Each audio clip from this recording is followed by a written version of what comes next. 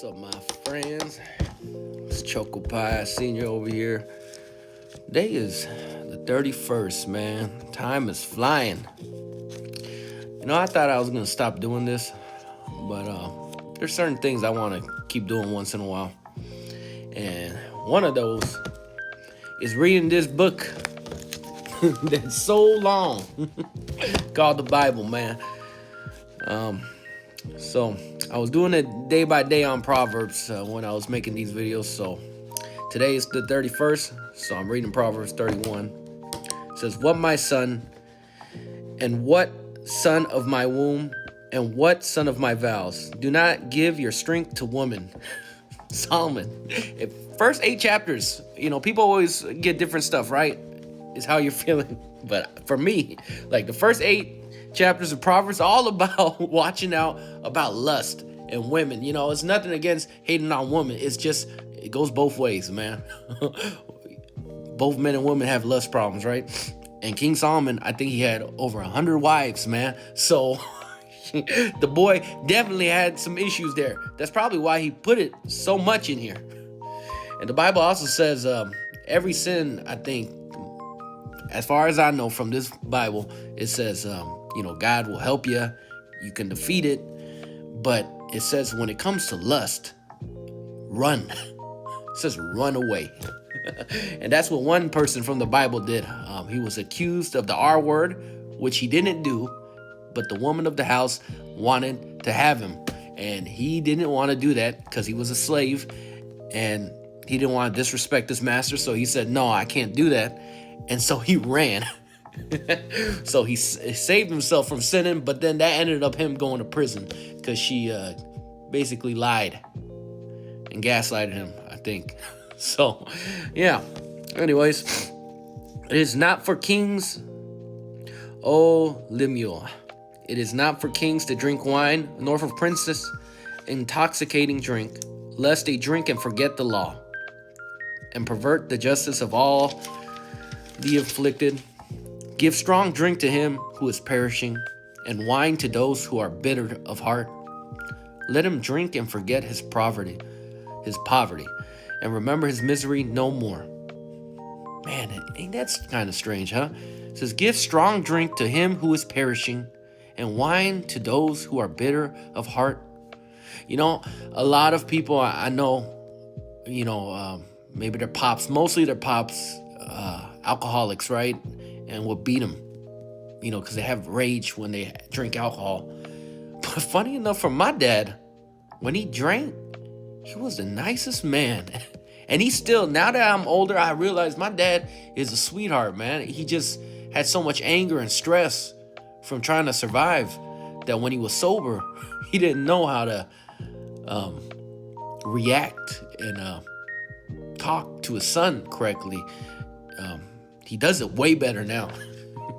I just came from my grandpa's funeral weeks back, and I don't remember this. I just know that my cousins were there. I only have a few family members because my dad's side, my grandpa ran away from his family when he was a young child because his dad was alcoholic and he was abusive, and he lied to us about having any family members. So that's my grandpa's story. And my dad grew up with his dad not knowing how to raise a son because he never had a family structure. So he was quite abusive. And then my dad was abused by him, and then his stepmothers. He had like 4 or 5 stepmothers, 4 or 5. It's a lot, man. I don't even know how my grands married so much, but he did. One of them robbed everything from his house one day and just left, just ghosted. Stole everything in the house, is what my mom told me. And then he has a scar on his leg about this big from her breaking the glass bottle over his leg. So he's been through it. So, mind you, he don't really know how to raise kids because he was never taught right. But I know now, as my dad has got older, he's a little bit more softer. He's a kind man. He just didn't know how to express his emotions. And when he drank, who he wanted to be came out. For most drunk people, it's not like that. Like me, there's sometimes I'm having fun and sometimes I get freaking angry, man. So so everyone's different. But for my dad, he was always super nice. He'd wake me up in the middle of the night Like, I'd be so excited when he comes home drunk when I was young, because he'd wake me up and he'd say, hey, wake up, Chocopie.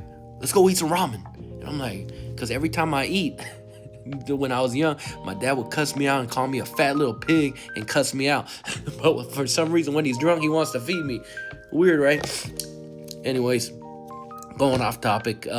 But yeah, my 4 cousins, my dad's brother, the only brother he has, all came.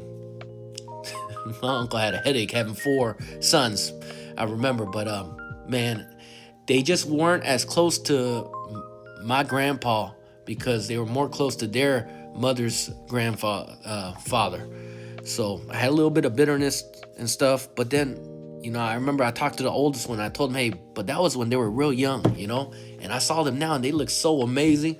They all look super smart, and they look like they grew up right, man. So I let the oldest one know, and say, hey, I had this bitterness towards you guys when, you know, because I was older than them by like 5-6 years. So, you know, my brain and thinking was a little bit different. And I just said, forgive me for holding that, even if they didn't know about it.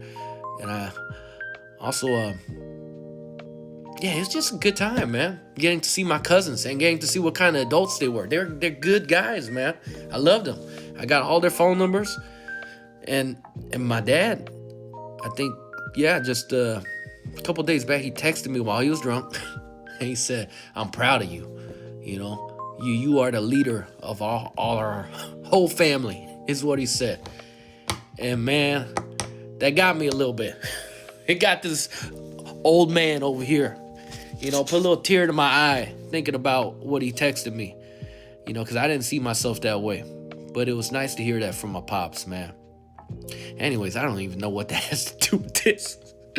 I just read this and said, let him drink and forget his poverty and remember his misery no more. We see that all around us, you know, like where I live and the business I do, I see homeless people all the time, man. And many times I've stopped by, even prayed for them when I had, you know, my mental strength of courage to buy them food, pray for them, get to talk to a lot of them over the years, you know, and I could see, man, when you're that miserable, like even, I'm not telling nobody to go drink your misery away. It's just, I could understand why he put this in here. But that, I'm telling you right now, will consume you and you won't get out of that hole. I know that very well. So be careful what he's saying and read between the lines. This is not more of a let them do it, but it's just like have some compassion. Is basically what King Solomon is saying is here. It's not saying let them go get drunk and just whatever. No, it's saying have some compassion. They're going through a lot, man. I believe that's what I believe that is actually meaning. I could be wrong. I'm not no Bible scholar. Let me see if I can stretch out a little bit more. It says, open your mouth for the speechless. See? Open your mouth for the speechless in the cause of all who are appointed to die. Open your mouth, judge righteously, and plead the cause of the poor and needy. See, I didn't know that part was going to come out. But see, that's the context. See, if you just stopped right there, you would just think, oh, you should just let them get drunk. And if you're poor, you should just keep on drinking and just let all your sorrows go away by drugs and alcohol. No. It has nothing to do with that. Proven by verse 8 and 9, where it's basically saying, show compassion, judge righteously, and plead the cause of the poor and needy.